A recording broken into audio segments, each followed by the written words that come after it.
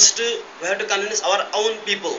Then we will be able to convince, inshallah, to others, that is, other religious people. First, a brief comment about rulers. Yes, the great majority or nearly all Muslim rulers have a lot to be desired in the way they're conducting themselves.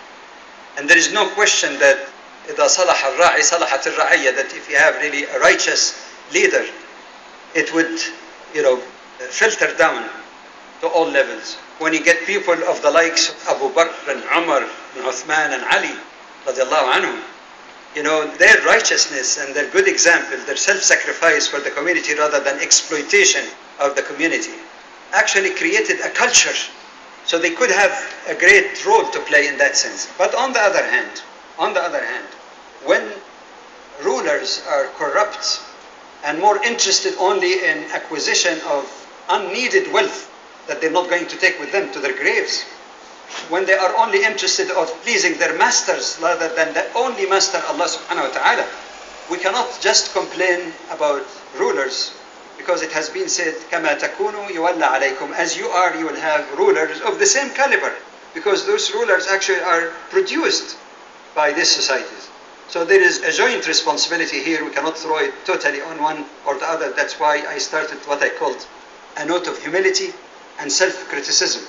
If you look at the Muslim Ummah, 1.6 billion, what is the role? How many of them, what percentage are really committed even to the 5 daily prayers, let alone Jum'ah or some other Islamic duties? So we share the responsibility as well. It's easy to shift blame, but one has to be honest and say we have something to do with it ourselves. Secondly, your good question about Muslims and divisions among Muslims. I must say in the beginning that, just to make sure, because I don't know what you have in mind specifically, that there are legitimate differences of opinion among jurists.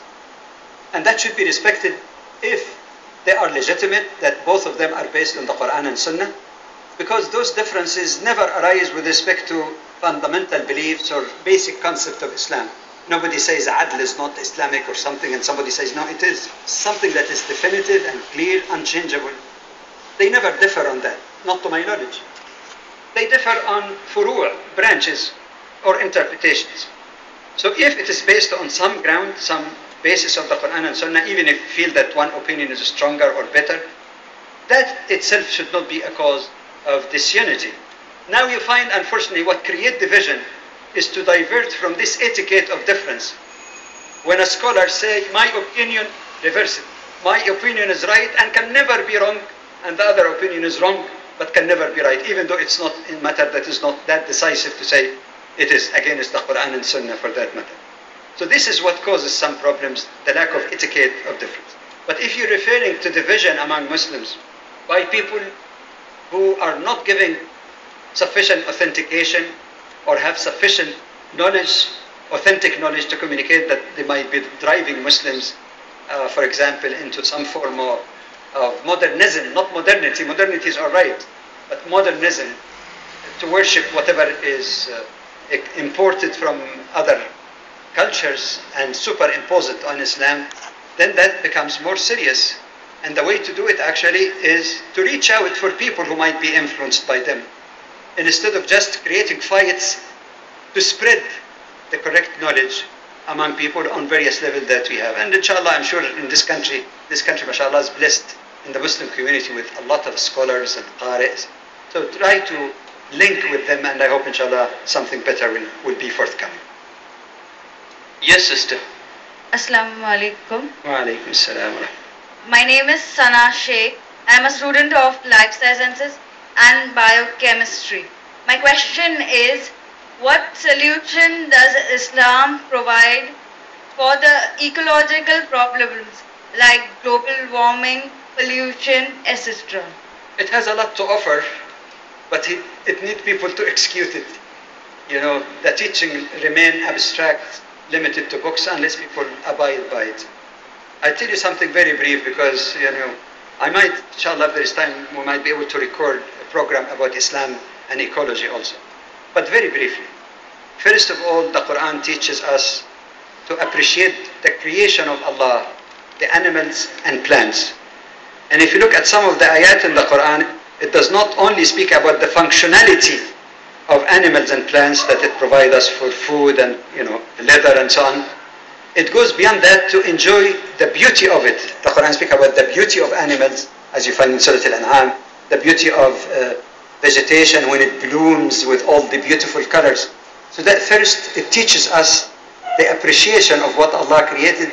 But instead of saying Mother Nature is so beautiful, we say Allah subhanahu wa ta'ala is so able. Instead of saying nature, Allah subhanahu wa ta'ala. So that enforces our iman and develop our attitude towards the ecology, that we don't be destructive. Number two, both in the Quran and Sunnah, we find that it forbade destruction of life of animals or vegetation, even in the battlefield without necessity. The instruction of the Prophet ﷺ not to cut a fruitful tree. You don't burn and just keep looting things. Anything that is not strategic target, you should keep it. Don't. In Hajj, we get a lesson, but Muslims sometimes go only the ritual, do the ritual, but they don't think deeper on the meaning of it. Why is it that when a person goes to Hajj, he or she is not allowed even to pluck a leaf from a tree? What would a leaf of tree do? That if you do that, actually there's a penalty. To learn how to live in complete peace with the creation of Allah. Even permissible things are not allowed. You don't go hunting. Fishing, yes, but you don't go hunting. Why? To give us a lesson.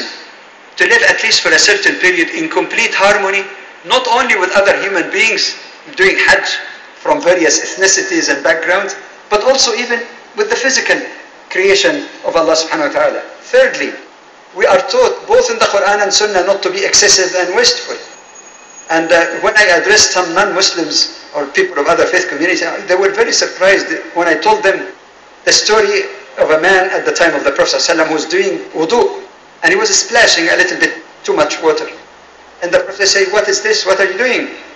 He says, "Is there any excess in using water, O Messenger of Allah?" He said, "Yes, even if you're making wudu on a running river, tons of water." It teaches us wise use of these resources. And this is exactly what the Prophet ﷺ taught us, and that is, as a scientist yourself could appreciate. He said that you should not respond to the call of nature or relieve yourself in still water or running water or the shades of people. Of course, you know that the germs, this could multiply and hurt. It's almost both protection of the environment and protection of health at the same time. There is a lot that can be said about. But the issue here is, are we ready as Muslims to communicate that to others and to practice it ourselves? Jazakallah khair, Dr. Jamal Badvi, for your erudite talk and very well balanced answers to the many questions our audience had. Assalamu alaikum wa rahmatullahi wa barakatuh.